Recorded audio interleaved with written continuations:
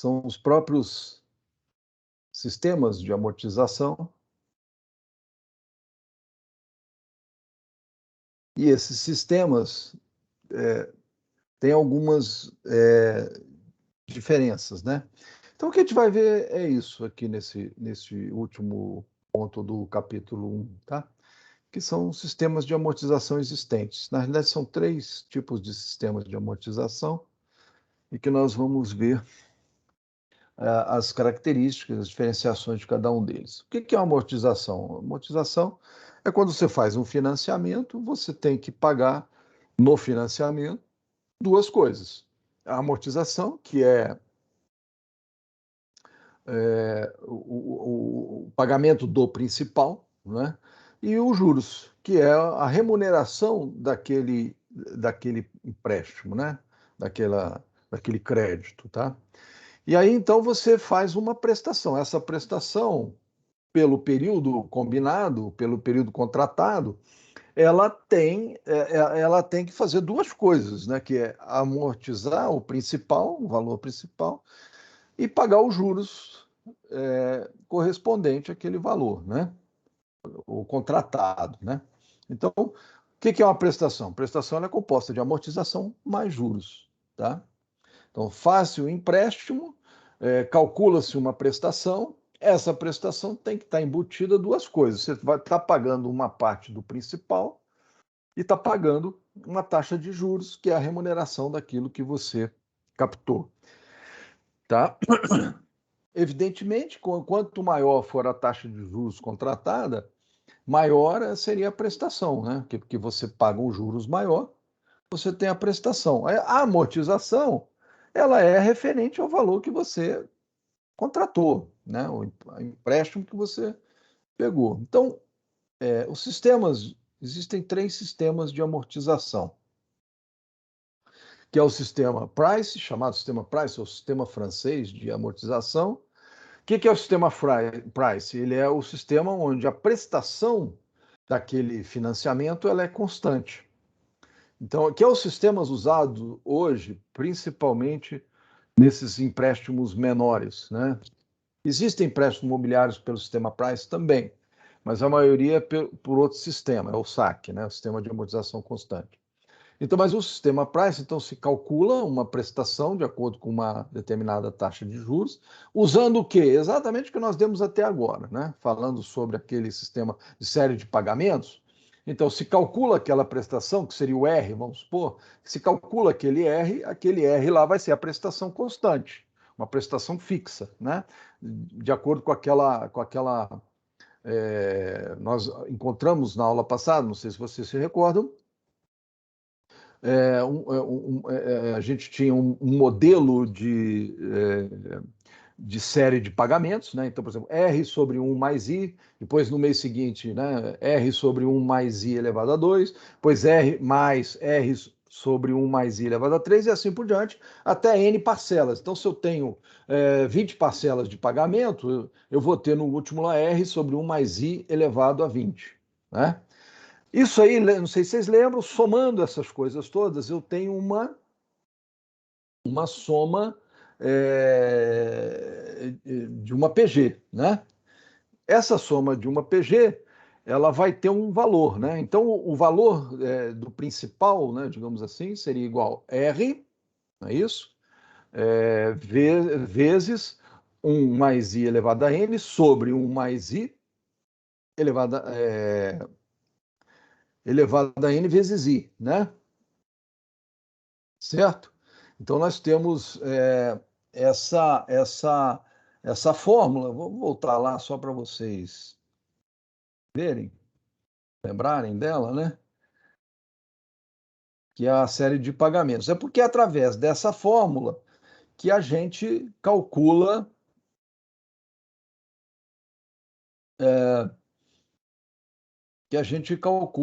a prestação R, né? É através dessa fórmula que eu vou ter prestação R.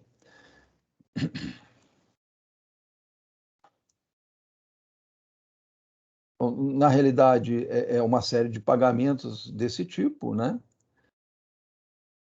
E aí eu vou ter, então, aqui, né? Esse exemplo aqui é bem característico. Então, eu tenho aqui, ó, 1 mais i menos 1, né? 1 mais i elevado a n menos 1 sobre 1 mais i vezes i. Então, eu tenho aqui R vezes isso, P é igual a R vezes isso aqui. Se eu quero achar a prestação, que é esse valor aqui, né? Eu quero achar a prestação, eu pego o valor do meu principal e divido por esse valor aqui, certo? Ok? Então, é o que eu faço, né? Para achar dado um número de prestações e dado uma taxa, né? Se eu substituo pela taxa e pelo número de prestações e divido por esse valor, eu vou achar a prestação, né? Divido pelo valor total a ser financiado, eu vou achar a prestação, certo? Eu não sei se aqui tem, naquele no RNP tem uma que você põe, numa casinha que você põe, você já sai direto no. Aqui não, eu não consegui achar. Desculpe, gente, é aquele negócio que eu falei para vocês. A minha ignorância no Teams está sendo mitigada nessas aulas. Então, de certa forma, vocês estão sendo prejudicados por isso, né? Eu fico fazendo a coisa meio. Mas, enfim, então, como eu estava falando para vocês, às vezes o caminho que eu vou é o pior. Como eu estava falando para vocês, o sistema Price, que é de prestação constante, né? Eu, como o próprio nome diz, eu acho uma prestação que é, através daquela fórmula, eu acho uma prestação constante. Então, dado um capital, dado um N, né, um prazo definido, e dado uma taxa definida, eu acho as prestações. E aí são essas prestações que eu utilizo. Então, por exemplo, nesse caso aqui, de uma planilha, digamos que a taxa seja de 10%. Então, eu tenho aqui 200 mil reais de financiamento. Então, no primeiro mês, no período zero, que é o período do contrato, eu tenho só um saldo devedor de 200 mil. Eu recebi 200 mil, né? E tenho, isso é lógico que essa planilha é para o banco ou a empresa que deu o empréstimo, concedeu o empréstimo, né? Então, o que acontece? Ele deu um empréstimo de 200 mil, esses 200 mil então entra como saldo devedor no primeiro momento. Veja que no momento zero eu não tenho nenhuma prestação e nem amortização, né? Portanto, eu não pago juros também. Chega no primeiro período, eu vou ter que fazer esse cálculo. Fazendo o cálculo das prestações, conforme nós vimos agora mesmo, isto é, 200 igual a prestação, que eu não conheço, né? O R, dado uma taxa de juros e um prazo, de acordo com a fórmula da soma de PG, eu vou achar a prestação de 63,094. Essa é a prestação que eu acho que é constante. Então, como são 4 períodos, nesse caso aqui são 4 períodos, nesse exemplo, né? Uma taxa de 10%, eu repito aqui esse valor. Então, eu estou fazendo uma planilha, só para mostrar para vocês, eu estou desenhando uma planilha que é uma planilha de amortização, né, sistemas de pagamentos, né, de amortização, empréstimo, de 200 mil, com a taxa de 10%, em 4 períodos. Né? Então, poderia ser mais, isso aqui é só um exemplo. Né? Então, o que nós calculamos deu 63 mil. Né? Fazendo esse cálculo, eu vou ter, substituindo na planilha por 4 períodos, 63,094, eu vou retirar o que eu pago de amortização. Como os juros é 10%, então 10% de 200. Então 10% de 200 é 20 mil. Então, o que acontece? Se eu pago uma prestação de 63, 20 mil é de juros. Se 20 mil é de juros, a diferença é da amortização. Então, esse 43,094 é a amortização. Feito isso, pago isso aqui, o meu saldo devedor agora é 200 menos 43. Então, vai para 156. 10% de 150. Veja que essa coluna eu já tenho preenchida.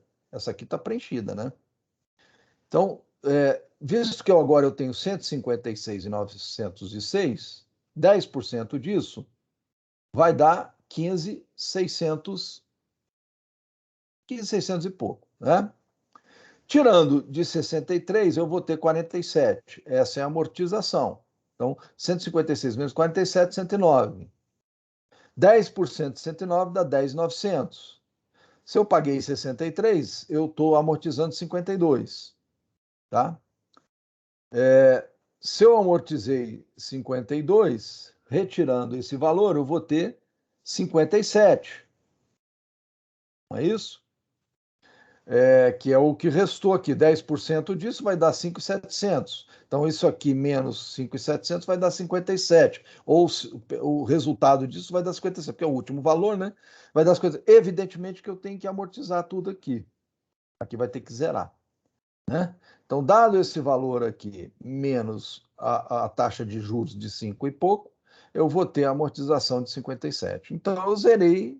Isso aqui é o que se chama de plano de amortização de empréstimos e financiamentos, né? Então, eu amortizei esse meu financiamento, esse meu empréstimo, tá? Que sistema? Esse é o sistema Price. Qual é a característica do sistema Price? Prestação constante. Então, dada a prestação constante e a taxa de juros, eu consigo fazer a tabela de amortização, tá bom? Então, esse é o sistema Price, chamado sistema Price ou de prestação constante. O outro sistema existente é o tal do sistema de amortização constante.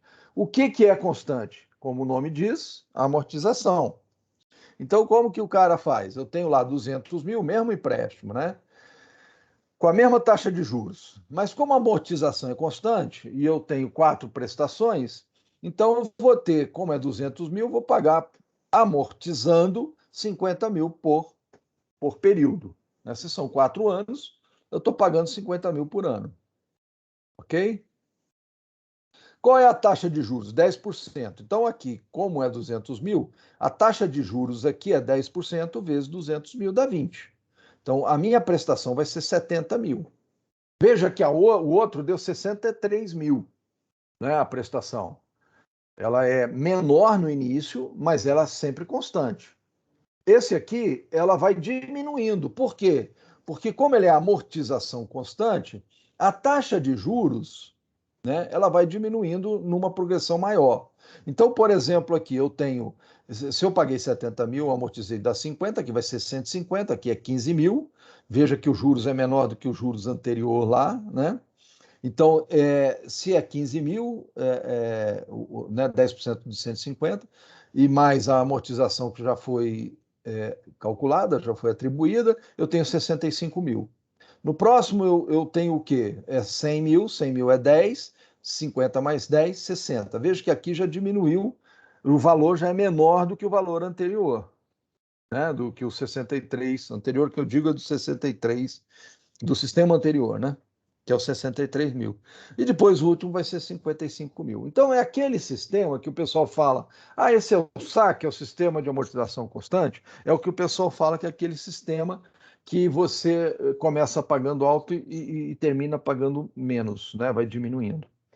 Claro, gente, que eu não estou considerando aqui, e é bom que se considere, porque quando a gente fala em prestação constante, o que todo mundo pensa? Eu vou pagar sempre aquilo, né? No Brasil existe a tal da correção monetária, né? Que na maioria dos países isso não existe.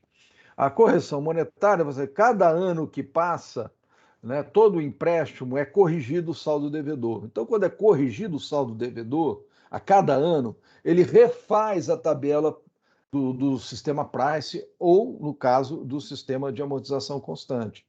É refeita de acordo com a inflação anual. Antigamente era mensal, tá, gente? Só para vocês terem uma ideia, porque a inflação era tão alta, então o financiamento que você pagava, ele era reajustado mensalmente pela taxa de inflação. Como hoje a inflação é menor, ele se reajusta anualmente. Então, chega no final do ano, se a inflação foi 8%, ele aplica em cima daquele saldo. Por exemplo, vamos supor que aqui é ano a ano, né? Ele chega a esses 150 mil aqui, ele aplica a inflação. Aí vai ter 8, vamos botar 10%, vai, a inflação anual de 10%. Então, esse 150 ficaria 165 mil. Aí ele refaz 165 mil em 3 vezes, né? Porque uma já foi, refaz 165 em 3 vezes, né? Aí você amortiza isso e depois recalcula, e os juros continua da mesma forma, 10%, e ele recalcula essas prestações aqui. Tá? Então é assim que funciona hoje, né? Com essa correção monetária. Tá? Agora, muitos empréstimos hoje em dia, né, até depois que o Brasil conseguiu controlar mais a inflação, já não tem correção monetária. Né? Empréstimos menores ou de carro, hoje em dia já não tem mais correção, a taxa de juros é alta, né? Mas você já não. E é o sistema price. E se vocês fizerem a soma aí de quanto paga de prestação, esse valor aqui vai ser menor que o anterior, tá? Esse é um pouquinho menor, mas é menor. Então, essa soma aqui de prestação é menor do que a soma de prestação do sistema price, tá? Vai ser menor. Se você somar isso aqui, vai ser maior do que a soma desses aqui, tá? Então, se você paga um pouquinho a mais no sistema price, né? Então, bom, isso é que eu tinha que explicar para vocês de plano de financiamento. Lembrando o seguinte, que hoje em dia se pratica mais o sistema de amortização constante para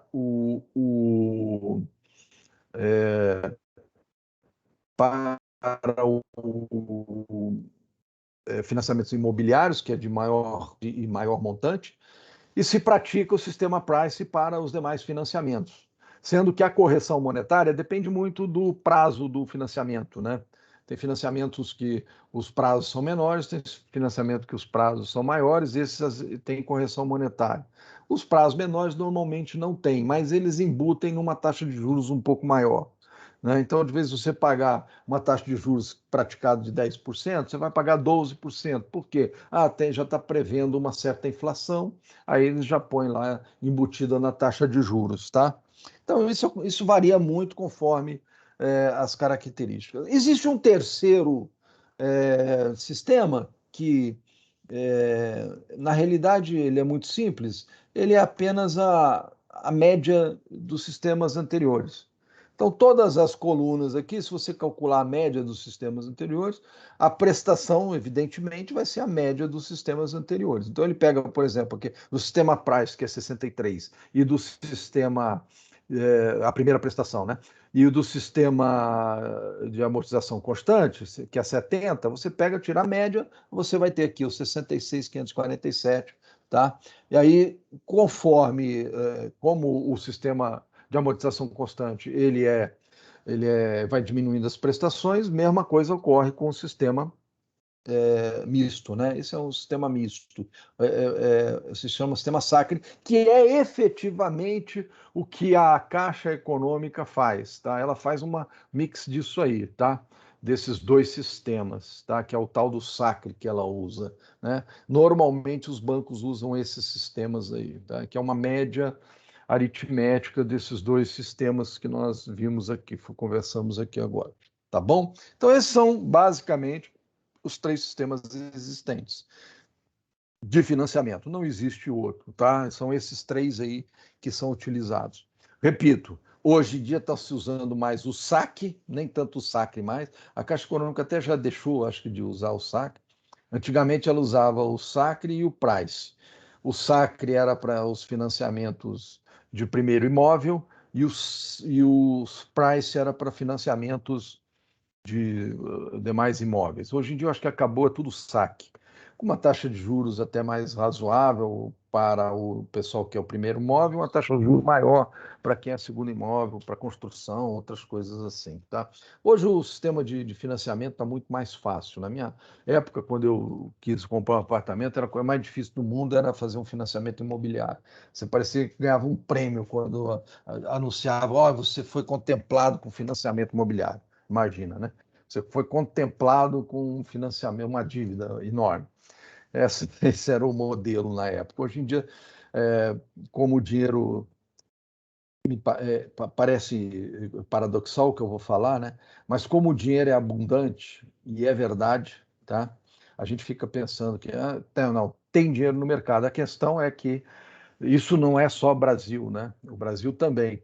Ele está concentrado, né? Então, o capital está concentrado demais, né? Por isso é que se quer, aí voltando àquela primeira aula nossa, né, de política econômica e tal, por isso é que se tem que diminuir o nosso risco, o Brasil, né, digamos assim, a nossa situação, melhorar a nossa situação, para quê? Para a gente atrair esse capital que está por aí, tá? As pessoas que têm dinheiro, elas não querem ficar com o dinheiro parado, né? Elas querem movimentá-lo. E a gente tem que estar atrativo. E só assim você faz distribuição de renda. Você não faz distribuição de renda pegando uma pessoa falando assim, me dá todo o seu dinheiro que você ganhou e você vai ser obrigado a dividir com os demais. Se você fizer isso, você nunca mais vê um centavo de grana, né? Isso é uma lógica, né? É uma lógica. Veja aí os exemplos que nós temos aí no mundo. Então, você ter atração do capital, tornar o país atrativo ou o seu negócio atrativo para a entrada de capital. O dinheiro existe, a questão é distribuí-lo, né, da melhor forma possível. E você que quer um bom empreendedor, que é sério e tal, ter a capacidade de se candidatar a essa distribuição, né? E aí as coisas são assim, você vai, monta a empresa, abre uma outra filial, expande, e aí o capital vai se expandindo, vai pagando funcionários, vai pagando imposto e tal, e assim que se faz uma boa economia, uma economia sadia, né? Bom, é isso. Então, gente, esse aqui é o que eu queria passar para vocês, da questão do planejamento. Fala, João Gonçalves, pode falar. Professor, o senhor falou que para imóvel geralmente eles usam um sistema saque. Mas Isso. a pessoa, quando vai pegar o financiamento, ela pode escolher o sistema que ela quer usar? Ou não? Olha, depende do banco, né? Depende do banco. E outra coisa, hoje, como eu falei para vocês, existe uma concorrência grande hoje.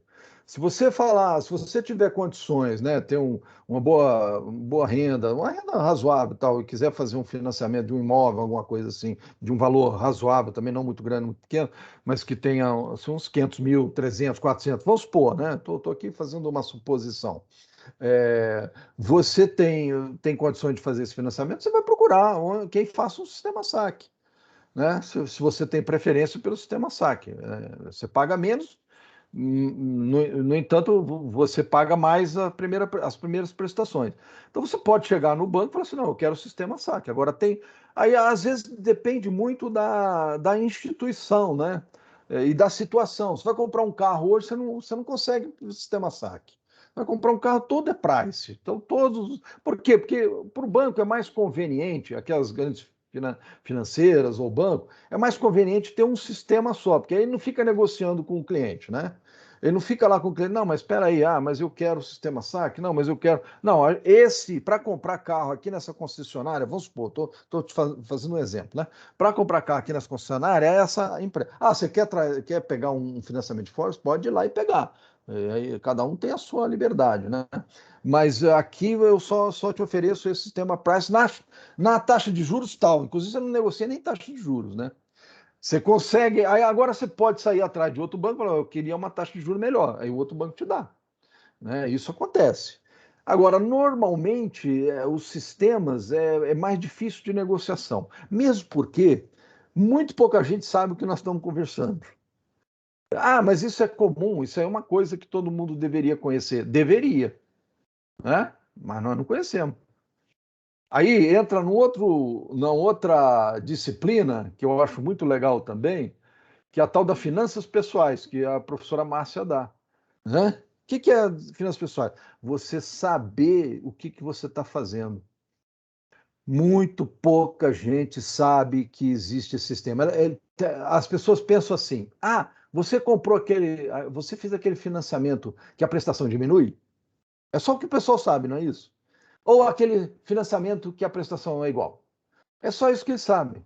Mas não sabe se aquele que a prestação diminui, que é o sistema saque, ele dá no fundo você paga um pouco menos, né? Que o outro é um pouco mais, é, é, você paga um pouco mais. As pessoas não sabem que é taxa de juros direito. Se você chega e fala assim, olha, eu vou te dar um financiamento, mas a taxa de juros é 10%, vamos lá. Aí o cara aumenta a taxa de juros para 12%, mas de vez você pagar em 20 meses, você paga em 40. Você está pagando o financiamento mais caro. Mas dentro da sua capacidade de margem consignável, que a gente chama, né? Da sua margem de negociação, de pagamento, de poder de pagamento, você melhora, né? A situação é melhor, aí você prefere. Então, às vezes, as pessoas preferem ter um prazo maior e uma taxa de juros maior, né? Tem uma coisa que não deveria ser, né? Então, assim, é estranho isso, porque o sistema financeiro nosso. E aí entra naquela primeira aula de novo, tá, gente? Que eu acabei que eu não falei isso. Mas isso aí também é um risco Brasil. É a ignorância financeira do brasileiro. Entra no esquema o seguinte: o povo. Eu vou usar uma palavra aqui meio pesada, mas o povo é assim que as pessoas pensam mesmo. O povo é burro, pronto, eu posso cobrar mais. Tá? Na realidade é isso. Então, você dilata prazo, mas faz financiamento com juros maiores. Dilatando o prazo, a prestação é menor. E o que a pessoa pensa? Cabe na minha condição de pagamento, da minha renda. Então, prestação menor é melhor para mim, nem sempre, né? O importa é a taxa de juros, né? Então, assim, tudo você consegue negociar. Agora, quando o mercado ele é um pouco oligopólio ou monopólio, você não consegue negociar tanto. Então, hoje em dia, com esses negócios das fintechs, tá, algumas fintechs, mas a maioria das fintechs não faz financiamento, né? Elas fazem mais cartão de crédito, tal, né? Tem pequenos financiamentos, sim, mas o que se quer é que aconteça isso, possa fazer financiamento. Você podendo financiar, você começa a ter outras empresas pequenas, né, fintechs, podendo financiar, podendo dar empréstimo, mesmo que sejam pequenos empréstimos, você consegue negociar essa coisa. Isso aí é saudável, né? Porque as taxas de juros vão abaixando. Uma das coisas interessantes que tem é aquela coisa do tal do. Ai, meu Deus do céu, agora me fugiu a palavra. Quando a gente fica velho, tem um negócio chamado Alzheimer, não sei se vocês já ouviram falar. É o caso aqui, tá? É o tal do. Ah, você pode pegar o seu saldo devedor e negociar e conseguir portabilidade. Você fazer a portabilidade em outro lugar. Então você pega aquele saldo devedor, né, e faz a portabilidade. Você vai pagar aquele financiamento. Na realidade, eles refinanciam uma taxa de juros menor. Isso antigamente não podia, hoje em dia você pode. Isso é muito bom. Por quê? Porque você está lá com saldo devedor, pagando taxa de 10%. Aí tem um banco lá, uma fintech, olha, traga a sua dívida para cá que eu financio. Agora, você tem que ficar esperto, porque às vezes ele fala aí é o que eu falo para vocês da taxa efetiva e taxa nominal. O cara faz uma propaganda da taxa nominal e você vai pagar, acaba sendo maior do que aquela que você tirou, né? Porque a taxa efetiva é outra. Então é importante isso. Você vai sair de um lugar para ir para o outro, desde que a taxa efetiva seja menor. Se for a taxa efetiva maior, não tem compensação nenhuma, né? Tá? Então, assim, tudo depende da negociação. Normalmente, em crédito imobiliário, essas coisas, é difícil você escolher, tá?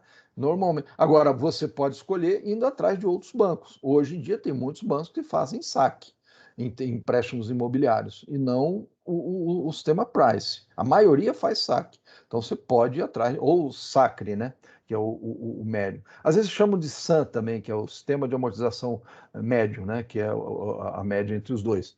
Então, a maioria fazem dessa maneira. Por quê? Porque financiamento imobiliário é um financiamento de longo prazo, é caro, tal, né? Então, as pessoas tendem a diminuir um pouco, o máximo possível, o peso ao cliente, até para atraí-lo, né? Que é nada melhor do que a concorrência, né? Antigamente não tinha isso.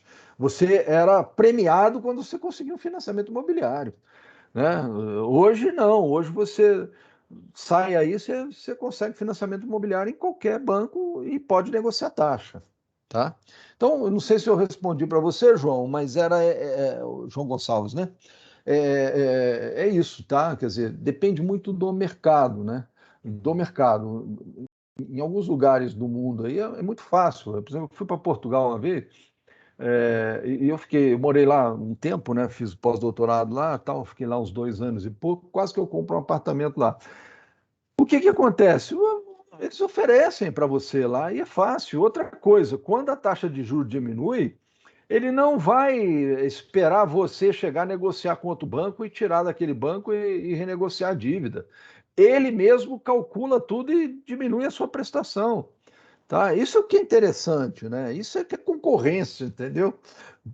Você não precisa ir atrás e falar, pô, peraí, eu estou pagando 10%, tem um banco lá que está me oferecendo 8%, eu vou atrás daquele banco e vou, né, e vou tentar transferir a minha dívida. Aí tem toda aquela burocracia, tem que ter, né? Isso é normal, o banco vai receber, ele quer um cadastro novo, aquela coisa toda, quer que você abra conta tal. Lá é tão simples e tão fácil, né? Não estou dizendo que Portugal é o melhor país do mundo, não, muito pelo contrário, né? Tem uma burocracia que nós herdamos, mas é muito melhor porque ele está no meio da comunidade europeia. E lá tem Inglaterra, tem França, tem concorrência de tudo quanto é lugar. Se eles bobearem, eles também perdem os clientes deles, né? Porque tudo em. Inglaterra não, mas tudo em euro ali, França, Suíça tal. Se você vai para um banco ali na Suíça, você consegue taxas menores. Então, o que que eles fazem? Lá tem muito. Né, a inflação lá é pequena demais, né? Então, tem é, muita deflação, digamos assim, né? Eu não gosto muito desse termo, mas existe muita, assim, principalmente nessa época, né, que houve uma retração muito grande, as taxas de juros são negativas praticamente. Aí o que que acontece? Se a taxa de juros é negativa, o cara vai lá e fala, então, eu estou baixando a sua prestação, estou baixando o seu saldo devedor, porque teve taxa de juros negativa. Então, o que você devia de 200, hoje você deve 198, entendeu? Se eu devo 198 sem pagar uma prestação, sem amortizar nada, é porque eu tive taxa de juros negativa, né? Então, tendo taxa de juros negativa, quando vai refinanciar o saldo devedor, você tem uma baixa de prestação. E isso acontece. Você acaba. Isso acontece lá em Portugal, isso é normal. Isso é normal. Tanto é que o cara fez um cálculo para mim de quanto que eu ia pagar de prestação lá no apartamento que eu estava pensando em comprar. Acabei que eu não comprei. Era 600 euros o apartamento, a prestação. Aí o cara fez os cálculos para mim e chegou para mim: ó, você vai pagar 480 euros no final, porque era saque, né? E mais fazendo uma projeção da baixa da taxa de juros, você vai pagar numa faixa de 430 euros no final, nos últimos anos, você vai pagar 430 euros. Ele fez uma projeção para mim porque se acontece, eu não preciso pedir para ele. O próprio banco faz. Ele faz esse cálculo e ele diminui a sua prestação. Tá? O que eu achei fantástico, que no Brasil, se você tem que pedir, pelo amor de Deus, para o banco ir lá e baixar. Ele não baixa. Aí você tem que negociar com outro banco. E aí, às vezes, ele vai atrás de você, mas o que aconteceu? Eu posso baixar, tal, porque você foi atrás de outro banco, tal, não, então vamos lá, tal, não sei o quê. Entendeu? Então é assim que funciona o negócio. O nome disso é concorrência. Concorrência. O senhor respondeu a Lugar pergunta, professor. Obrigado. Respondi, né? Falei tanto, né, João? Então tá bom, gente, vamos lá. Isso aqui, olha, tá lá nos apontamentos de vocês, só para vocês treinarem, tá? É, vocês fazerem aí um treinamento desses. São exercícios, tá? Que vocês podem fazer, que vai, assim, isso é bom para vocês irem aprendendo, né? E aí, quando for dados os exercícios para serem feitos lá, os exercícios de prova, né? Na realidade, as provas nossas, os trabalhos, né? Isso aqui, vocês treinam um pouquinho, vocês aprendem mais, tá? Então, isso aqui são exercícios, ó. Isso aqui tudo pode fazer em planilha Excel, tá? Não é nada para fazer aqui outros exercícios, nada de. Alguns exercícios nós vamos fazendo em sala, tá? Outros eu vou passando para frente para a gente ir aprendendo para não perder muito tempo, mas depois a gente faz alguns, tá bom? Então, isso aqui é o capítulo 1, tá, gente? Eu vou parar essa apresentação, vou buscar outra, que é uma outra coisa que eu gostava do outro sistema, que é o RNP, que você podia botar 3 apresentações, 4, elas ficam na fila. E quando você tira uma, a outra já automaticamente você já chama a outra, entendeu? Aqui eu não vi isso ainda. Pode ser até que tenha, mas eu não conheço. Então eu tenho que ir atrás aqui novamente disso, tá? Então são coisas assim que eu não estou ainda. Já vou ficar bom, ficou melhor. Infelizmente, talvez vocês não peguem isso, mas as outras turmas pegarão.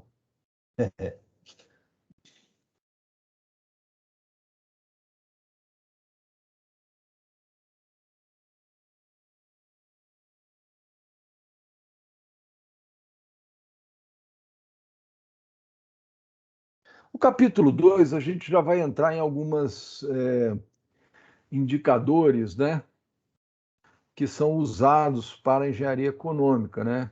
Que é o VPL, o TATIR, payback, né? São medidas, né? Indicadores, né? Esses são indicadores que facilitam a avaliação da viabilidade financeira daquele projeto, né? Daquele projeto. Então, o capítulo 2, como eu estou falando, é métodos e critérios de decisão na análise e avaliação de investimento de capital. Na realidade, a gente vai procurar conhecer os melhores indicadores para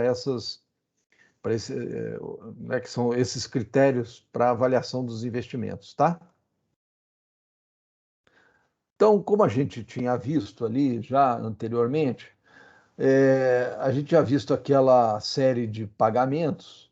Então, o método valor presente líquido, que é o chamado tal do VPL, valor presente líquido, né? Ele tem como finalidade medir o valor presente dos fluxos de caixa gerados. Então, quando eu falo em trazer o valor presente, todas aquelas prestações, né, eu trago o valor presente. Quando eu faço um projeto, o que acontece? Aquele projeto ele tem receitas, tem despesas, isso nós vamos ver tudo, tá? No capítulo 3, principalmente. Tem receitas, despesas, depreciação, inflação, tem várias coisas que fazem parte desse fluxo de caixa, que a gente chama de fluxo de caixa, e depois, no final, você tem o que a gente chama de o resultado, né, do fluxo de caixa, que é o fluxo de caixa livre, que é o tipo resultado, né, que é o que eu estou chamando aqui de fluxo de caixa, FC, né? Então, esse resultado, primeiro nós vamos ver como a gente calcula, depois a gente vai ver como que compõe esse fluxo de caixa, tá? Então, nós não estamos preocupados ainda ver como é que compõe esse FC aqui. Vamos só supor que isso aqui é um resultado líquido, né? É um resultado, depois que eu tirei inflação, tirei despesa, tirei tributos, tirei tudo, eu tenho um resultado líquido. Esse resultado líquido, ele tem que ser atualizado, né? Que é o que eu faço. Então, quando a gente falou anteriormente, naquela revisãozinha de matemática financeira, eu tenho lá R, que é um valor, né? Uma receita, né? Que eu tenho durante um determinado período de tempo. Então, quando eu faço um projeto, eu vou calcular aquela receita naquele período de tempo e atualizá-la. O que eu chamo de atualizá-la? É trazer a valor presente. O que é trazer a valor presente? Ora, eu suponho qual seja uma taxa de juros, que eu estou chamando aqui de K. Essa taxa de juros eu vou dividir pelo valor da receita. Como se fosse, olha, eu vou receber 100 mil daqui a 2 meses. Tá bom, mas daqui a 2 meses, esses 100 mil, eu poderia estar usando esse valor, se eu tivesse hoje, no meu bolso, eu poderia estar usando esse valor para fazer outros investimentos. Né? Poderia estar pegando esse valor, botando na bolsa, poderia estar botando numa renda fixa, né? Numa poupança, até numa poupança, ou qualquer outro valor. Então, daqui a 2 meses, o que eu faço? Então, eu vou receber 100 mil. Se eu trazer esses 100 mil Vamos supor que eu tivesse posto na poupança, eu tivesse ele hoje e tivesse colocado na poupança, eu dividiria o 100 por 1 mais a taxa da poupança durante esses 2 meses e traria valor presente. O que é isso? Ele não vai ser 100 mil, vamos supor que seja 98 mil. Isso quer dizer o quê? Que eu, como eu deixei para receber esse dinheiro daqui a 2 meses, né, ele tem um custo de oportunidade, né? Ele tem um custo de capital, né? Ou taxa de desconto. São 3 termos iguais, né? Que são 3 termos que se usa para isso. Então, eu vou dividir por essa taxa de desconto, ou por esse custo de oportunidade, que na realidade, por que é custo de oportunidade? É a oportunidade que eu perdi, entre aspas, né? Por ter recebido esse dinheiro 2 meses depois. Então, eu estou trazendo ele ao valor presente, ele já não é 100 mil, né? Se fosse hoje, eu tivesse recebido hoje aquele 100 que eu vou receber daqui a 2 meses, eu estaria recebendo 98. Por quê? Porque quando chegasse daqui a 2 meses, eu teria uma aplicação que pudesse me dar, aquele 98 pudesse me dar 100 mil, né? Eu seria 100 mil daqui a 2 meses, tá? Então, esse é o raciocínio do tal da taxa K, que é o custo de capital ou o custo de oportunidade, tá? Quer dizer, é a oportunidade que eu perdi por ter postergado o recebimento daquele valor. Então, quando eu faço um fluxo de caixa, né, anual, vamos supor, da minha empresa, vamos supor que eu estou fazendo um fluxo de caixa de 10 anos, de um projeto, pode ser uma empresa ou pode ser um projeto que eu desenvolvi, que eu quero desenvolver. E eu vou receber valores iguais, vamos supor, todo mês. Mas o primeiro valor que eu receber, né, do primeiro mês, ele vai ter um custo de oportunidade de um mês só, né? O custo de oportunidade é de um mês. Mas aquele mesmo valor, se eu receber daqui a 10 meses, ele vai ter o custo de oportunidade de 10 meses. Então, tem que pegar aquele mesmo valor e dividir por um ponto, a taxa que seja, vamos supor que seja 5%, 1,05 elevado, dividido, né? Pegar o valor que eu iria receber, dividir por 1,05 elevado a 10, porque é daqui a 10 meses, né? Ou 10 anos, depende aí do que a gente está falando. Então, o que eu estou fazendo? Eu estou atualizando aquele valor que seria de que seria que eu teria que considerar naquele período lá na frente. Eu estou atualizando. Então, o meu VPL, o valor presente líquido, é o quê? Pego todos os fluxos de caixa, né, que eles podem ser iguais, podem ser diferentes, tá, gente? Pego todos esses fluxos de caixa, divido pelo custo de oportunidade e trago o valor presente. Somo tudo isso aí, o quanto que eu vou ganhar naquele projeto, certo? Então, esse é o raciocínio, tá? Então, como é que funciona isso matematicamente, né? O que é o VPL? Então, o VPL vai ser o I, que é um investimento inicial. O investimento inicial, normalmente, quando eu faço um projeto ou alguma coisa, eu tenho um investimento inicial. O que é o investimento inicial? Aquele dinheiro que eu tirei do bolso naquele momento. Então, eu tiro 50 mil. Esses 50 mil eu estou tirando do bolso. Ele não é corrigido. Por quê? Porque eu tirei hoje, né? Eu assinei o contrato daquele meu investimento, eu tiro 50 mil do bolso. Aí eu somo com os valores líquidos, que podem ser negativos também, né? Podem ser negativos. Se o meu valor líquido não for positivo, eu tenho um problema, mas muitas vezes eu tenho, num fluxo de caixa, não só o valor não é fixo, né? Naturalmente, não só não é fixo, como ele pode ser negativo, pode ser positivo um mês ou um ano, depois negativo no outro ano e assim por diante, né? Então, é o meu fluxo de caixa da minha empresa ou do meu projeto, né? Às vezes eu tenho que fazer uma manutenção no meio do projeto, ele vai ser negativo o fluxo de caixa porque eu tive que pagar a manutenção, né? Então, esse fluxo de caixa ele pode ter valores negativos também, que também são atualizados, obviamente, para o dia de hoje, né? Mas só que eles entram negativos, né?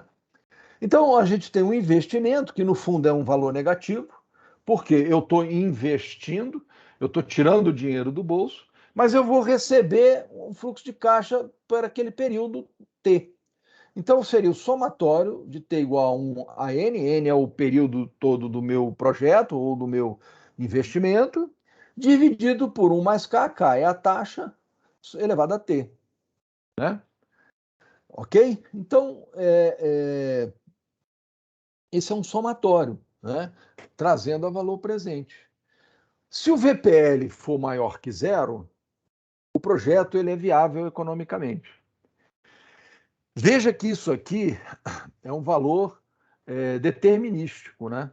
Eu não tenho nenhum, e isso nós não vamos ver por enquanto, nós vamos pensar que seja um valor determinístico. O que é um valor determinístico? É aquilo ali, não tem a possibilidade,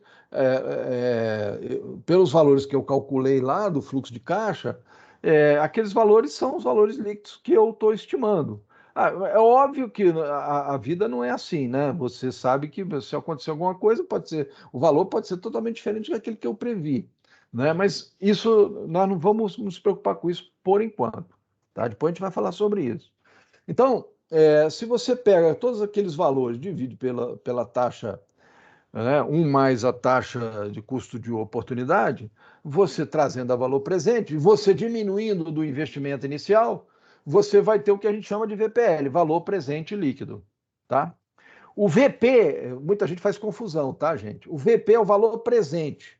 O que é o valor presente? Ele não é líquido, então eu não retiro o investimento inicial. O VP é só essa partezinha daqui, ó, sem diminuir do investimento inicial. Esse é o tal do VP, né? No período, né? Porque pode ter um VP num período menor ou em outro período, né? Mas o valor presente daquele período, se fosse do período todo do projeto, é isso tudo aqui, exceto o investimento inicial.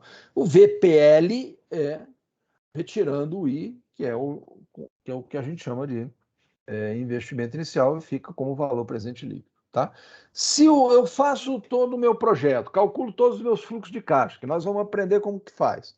Calculo todos os nossos fluxos de caixa, tá? Trago a valor presente de acordo com determinada taxa de custo de oportunidade. Trago a valor presente, somo isso tudo. Tiro o investimento inicial. Deu positivo? Deu. Opa, esse meu investimento é viável.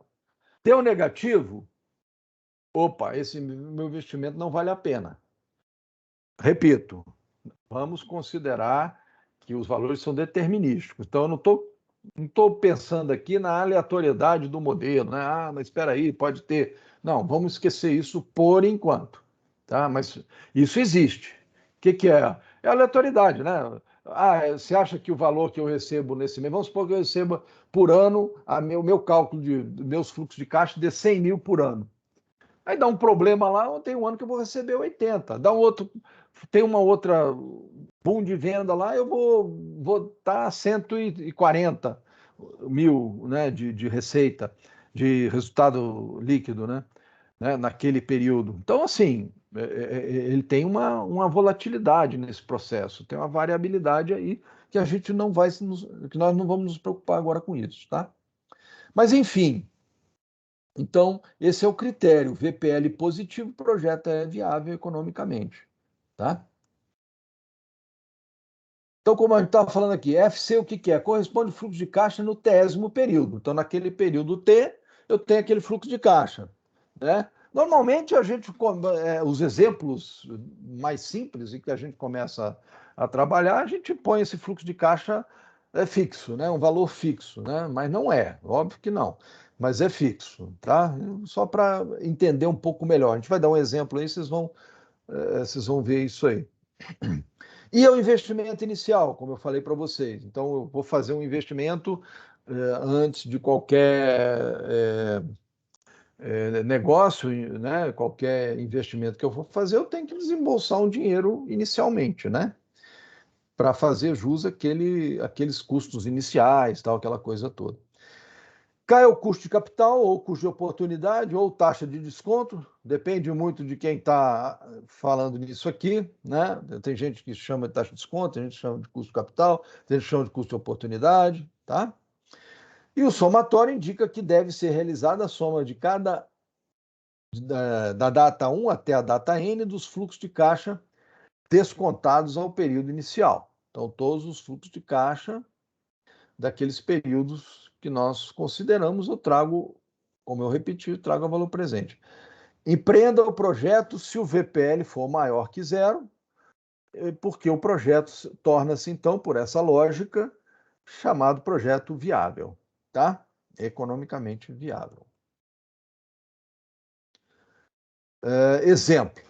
Considere uma alternativa de investimento com desembolso inicial de 200 mil. O que é desembolso inicial? Investimento. E que venha gerar fluxo de caixa, aqui ele está falando que gera fluxo de caixa fixo, tá?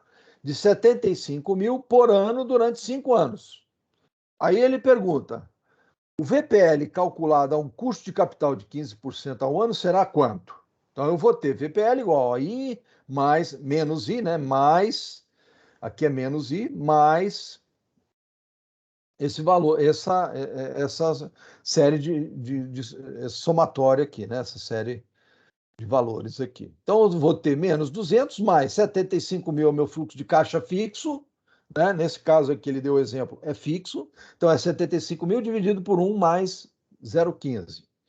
Mais 75 mil dividido por 1 mais 0,15, quer dizer, 1,15 elevado a 2, mais até 75 mil dividido por 1,15 elevado a 5, que é o último período. Tá? Então, eu tenho que ter somatório até o último período. Fazendo esse cálculo aqui, deu 51.412. Esse valor é maior que zero? É. Sendo maior que zero, o que eu estou falando com isso? Olha só, vamos entender então o que aconteceu aqui. Ele é maior que zero, então ele é economicamente viável, como a gente falou. Mas vamos entender o que aconteceu.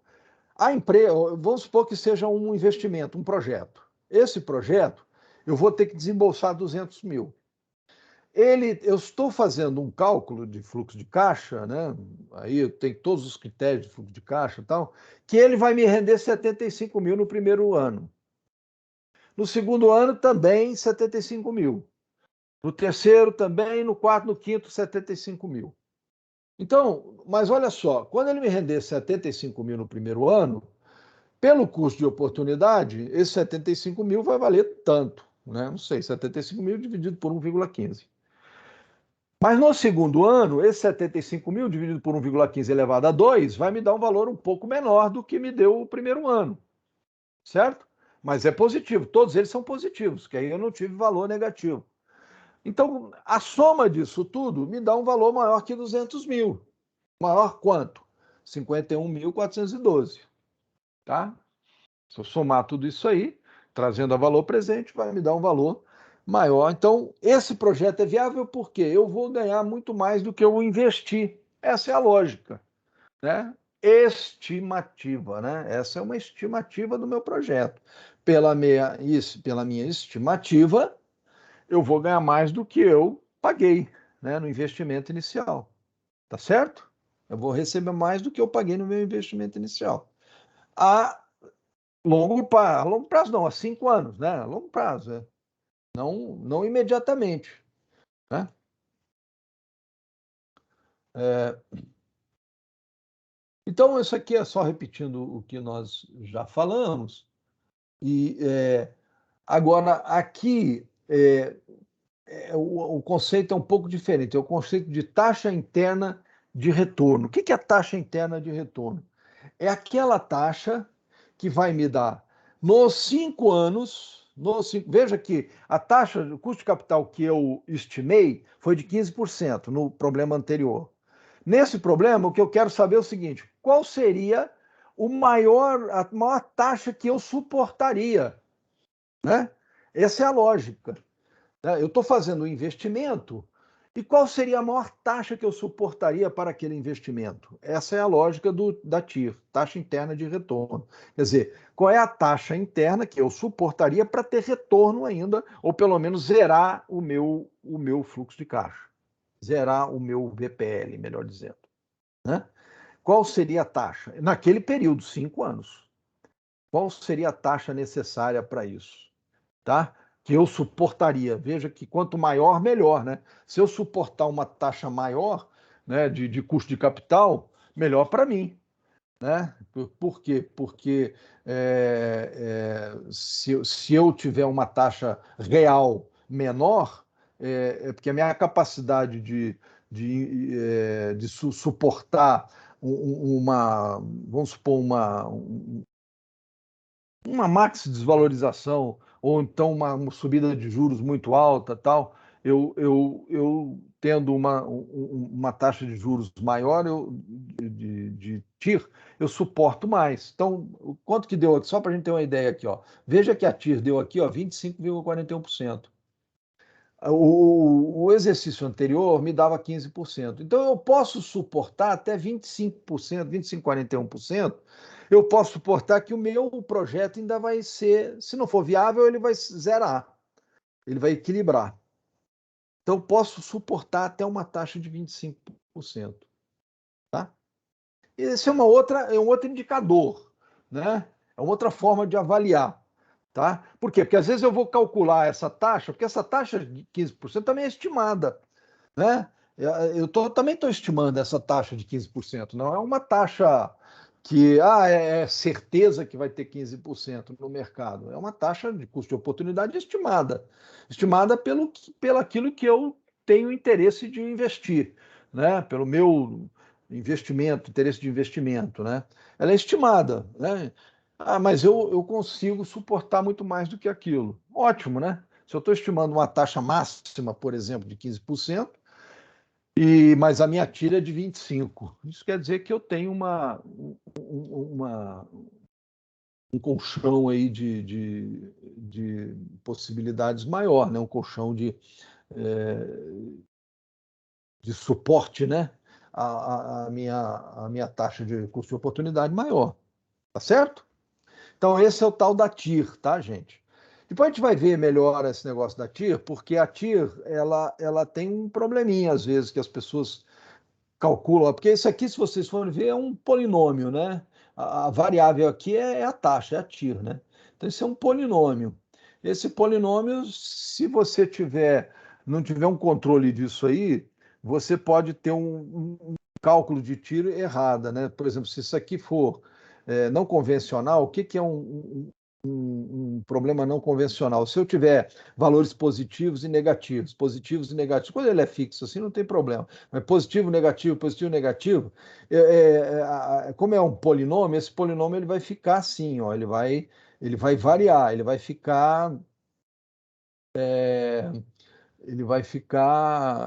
vai ter variações no seu comportamento. E essas variações no comportamento não fica fixo esse valor, não fica. Ele fica. Ele, na realidade, ele fica como. É um polinômio, ele fica como raízes de um polinômio. A raiz do polinômio ela pode ser negativa ou positiva, ela pode estar abaixo da linha, né, de x como acima da linha de x, as raízes, né? O espaço entre uma raiz e outra. Vamos imaginar uma parábola, né? Uma parábola que corta o eixo. Quando você corta o eixo na parábola, você tem dois valores, né? Só da parábola. Você tem dois valores. A parábola é uma equação de segundo grau. Então você tem dois valores. Esses dois, que é né, aquela fórmula de Bhaskara e tal, e você acha uma raiz e acha outra raiz, né? X1, X2, né? Não sei se vocês lembram disso. Aí você vai ter o seguinte: valores abaixo daquele intervalo daquela parábola, entre aquele intervalo daquela parábola é negativo, né? Porque ela corta o eixo de uma vez, depois corta o outro de novo, né? Então, valores abaixo daquele eixo, né? São negativos, acima são positivos. É isso que acontece quando eu tenho a TIR, quando tem valores negativos e positivos. O que acontece? Você tem tipo, se fosse, é um polinômio, né? Pode ter mais de duas raízes, mas vamos supor que seja só duas raízes. Você já tem a possibilidade, nesse caso, né, dessa parábola, dessa função ser uma parábola com valores negativos e positivos, você tem a possibilidade de ter taxas maiores no intervalo e ter uma outra maior que seja um VPL positivo. Aí cai tudo por terra o que nós estamos falando aqui. Por que nós estamos falando aqui? Ora, se o meu VPL é positivo, essa tira aqui ela é maior que os 15%, certo? Mas, opa, peraí, então quer dizer que se eu tiver uma taxa maior, toda taxa menor vai me dar valor positivo. Opa, nem sempre. né? Nem sempre, porque se eu tiver uma parábola, né, ou um polinômio, melhor dizendo, para ser mais genérico, né, ou generalista, para não confundir com o remédio lá, para depreciar o termo, se eu for mais generalista, eu estou considerando mais de duas. Eu posso ter taxas maiores onde o VPL menor é negativo e o VPL maior do que aquela taxa é positivo. Então, vai por terra todo esse raciocínio aqui, certo? Ok? Então, a tira ela é boa quando ela está junta com o VPL, quando você consegue avaliar o VPL. Quando você não consegue avaliar o VPL, claro que você sempre vai conseguir, mas para avaliar o VPL você tem que ter uma taxa de custo de capital pré-definida, né? Que é o caso aqui. Tá? Então, só esse cuidadinho que eu estou falando, depois a gente vai falar mais sobre isso, mas é bom ter esse cuidado. Por definição, a TIR é uma taxa de retorno de investimento. Matematicamente, a TIR é uma taxa hipotética que anula o VPL, que é o que a gente viu até agora. Ou seja, é aquele valor I asterisco que satisfaz a seguinte equação: VPL igual menos I mais exatamente o que nós mostramos, igual a zero. Critério de decisão: se o I for maior que K, o projeto é viável. Aí é o que eu falei para vocês, para a gente ter cuidado com essa afirmativa, né? Depende do fluxo de caixa, tá? Pronto, chegamos lá. Situações do método da taxa interna de retorno. Projeto de investimento convencional. Aquele projeto que apresenta apenas uma variação de sinal no fluxo de caixa, portanto, apenas uma TIR, terá apenas uma TIR positiva. O projeto não convencional é aquele projeto que apresenta mais de uma variação de sinal no seu fluxo de caixa. Neste caso, pode existir mais de uma raiz positiva e nenhuma adequada para determinar a viabilidade econômica do projeto. Por quê? Porque você vai sair em várias taxas e essas taxas na realidade, vão te confundir, né? Então, o melhor é tudo bem, você pode achar uma taxa, mas aí você vê qual é o VPL. Opa, dentro desse VPL é possível. Então, aí você até joga a taxa, o TIR, de certa forma, joga ela de lado, fala, não dá para a gente usá-la como medida, não. Veja aqui, é um exemplo de projeto não convencional. Veja que aqui eu tenho o valor do fluxo de caixa, esse é o investimento inicial, né, 350, aí vai 100, 500, 650, menos 1.000. Pronto. Esse projeto aqui, ele tem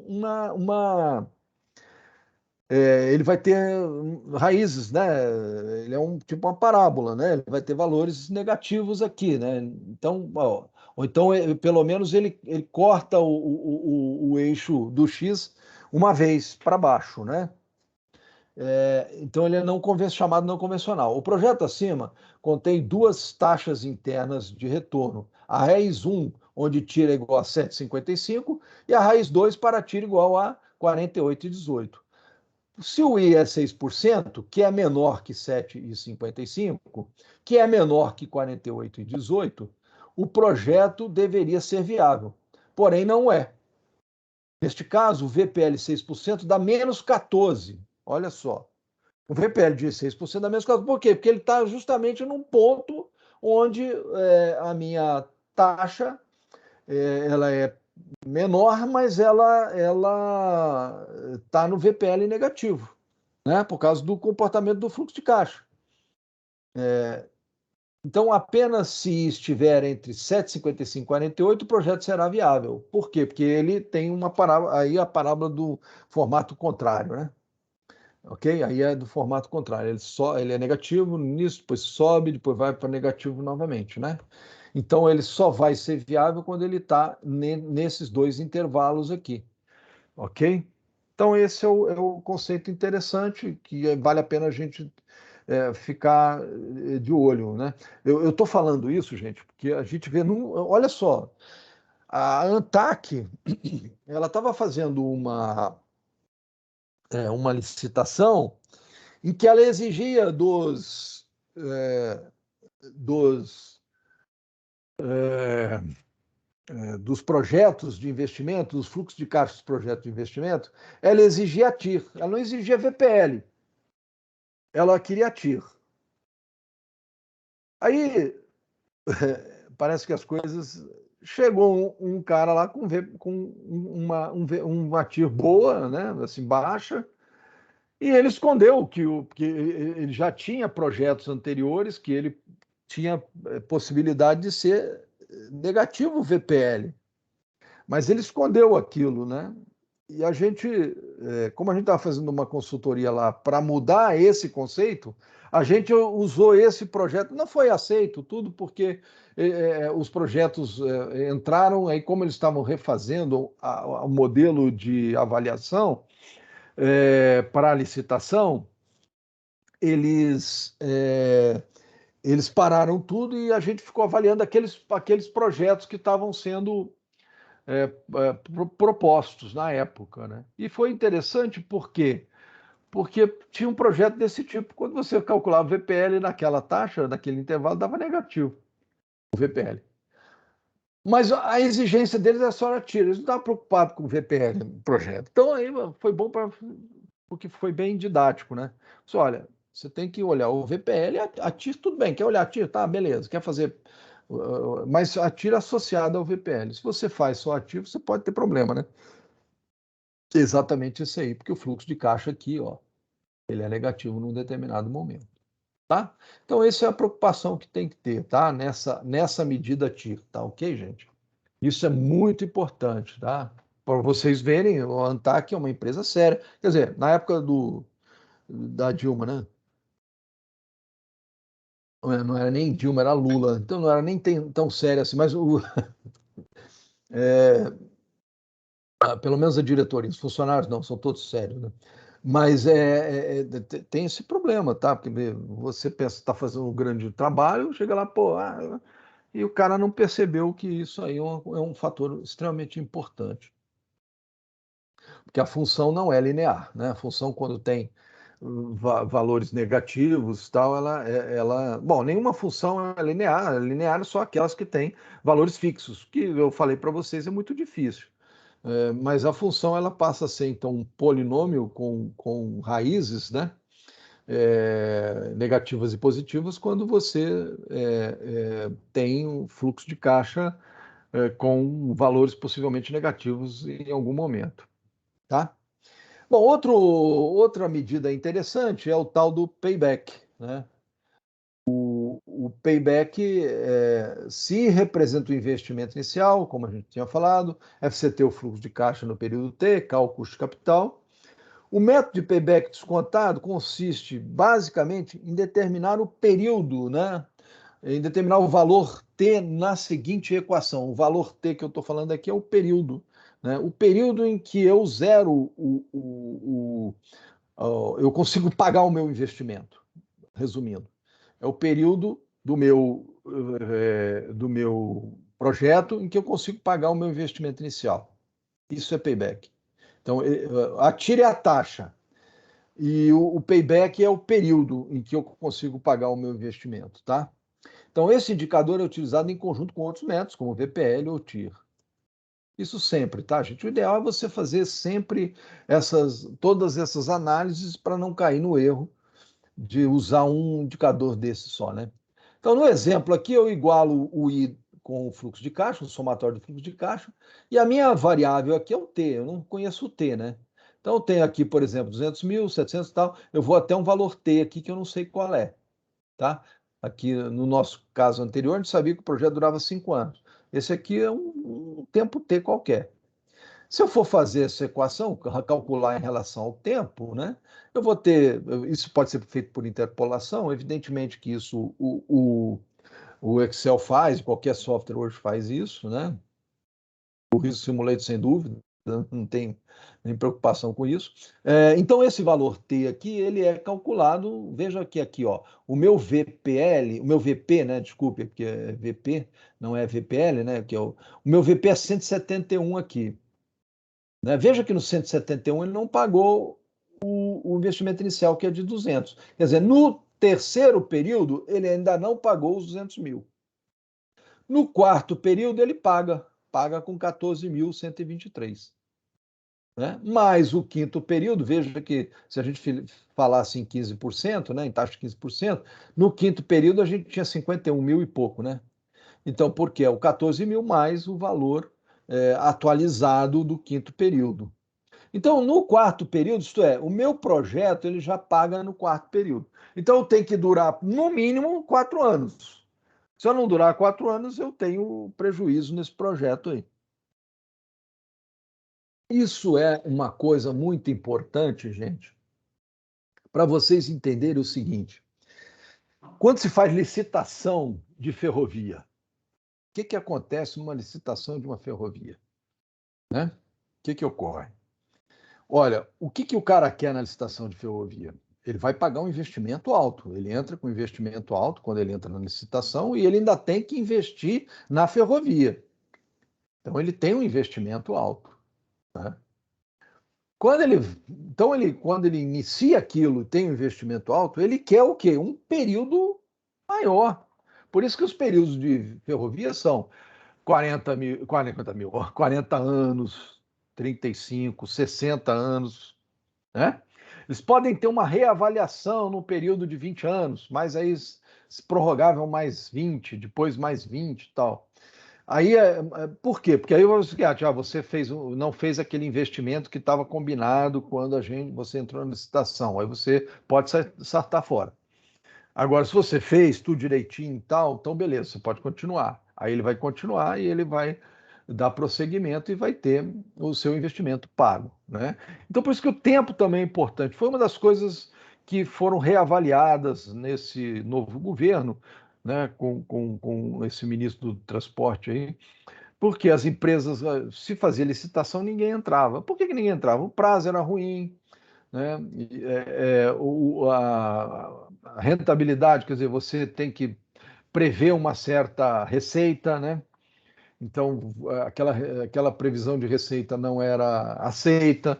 Então, ninguém entra para não ganhar dinheiro, né, gente? A gente tem que ter essa consciência, né? Se você quer investimento no país e quer que as pessoas venham aqui investir porque a gente não tem dinheiro para investir, né? Nenhum país tem dinheiro público para investir em tudo. Você quer investimento externo, você tem que dar atratividade para esses caras, né? E a atratividade corresponde a prazo, corresponde a taxa, né, de custo de capital, entendeu? Todas essas coisas são importantes para ele tomar a decisão correta. Ok? Então, aqui um exemplo. Eu vou fazer o seguinte: um exercício que a gente vai. Eu vou parar nessa lâmina, que é 11, nesse slide, e vou dar a palavra um pouco para o que já está quase, né, ver se o professor Nelson quer falar alguma coisa, mas de qualquer forma, se o professor Nelson quiser dar uma aula na próxima, né, com o Risk Simulator sobre esse assunto aí, seria interessante. Aí a gente passaria, quando eu retomasse, eu retomaria nesse slide aí, o slide 11, no caso. Nelson, o que você... Na próxima aula eu vou mostrar para eles como é que funciona um software, não o Risk Simulator, mas o Pitch. Ah, tá, legal, ótimo. Ele faz todas Ótimo. essas avaliações, inclusive a Faz, gente, exatamente. no mérito da taxa do TIR modificado, né? Isso. Então, Não, a seria gente ótimo, porque mostra, aí encaixa bem. Isso. profissionalmente isso é feito. É claro que pode fazer na planilha Excel também, mas só porque a gente tem um software que ajuda isso. Beleza, então seria Você me interessante. lembra, tá, professor? Lembro, sim. Aí na próxima aula é segunda-feira, então Segunda-feira. você assume. Mas eu lembro, não tem problema não. Se quiser, eu lembro você na segunda ou no domingo, eu te lembro. Não, na própria aula, porque aí eu Ah, abro então tá, o tá, pitch sem problema. aqui e mostro o Tá, exemplo. Tá? beleza. Então tá bom. É porque aí a gente já faltam 15 minutos para terminar, quer dizer, 15 minutos não, falta. É porque acho que 20 e 50, né? Se eu não me engano, falta 5 minutos. Mas não vai dar. Então aí eu paro por aqui, deixo o professor falar na próxima aula, e aí a gente, na quarta-feira, a gente retoma daqui, tá? Aí fica bom que o professor, na próxima aula, ele faz uma exploração legal, aí vocês vão entender bem a ferramenta em cima da engenharia de econômica. Isso é muito interessante, tá? E aí até vocês verem também que ele lá no pitch, ele tem alguns modelos lá, exemplos de fluxo de caixa, né? bem delineado, né? Como é que se chega ao fluxo de caixa, né? ao valor, né? Líquido, lá o fluxo de caixa livre, né? No valor final livre lá, Exato. líquido, né? Para calcular do VPL e tal. Isso fica bacana porque aí vocês vão entender mais ou menos tudo que a gente falou aqui. Então tá, gente, é isso aí. Muito obrigado aí pela presença de vocês e até a próxima aula, então, na segunda-feira.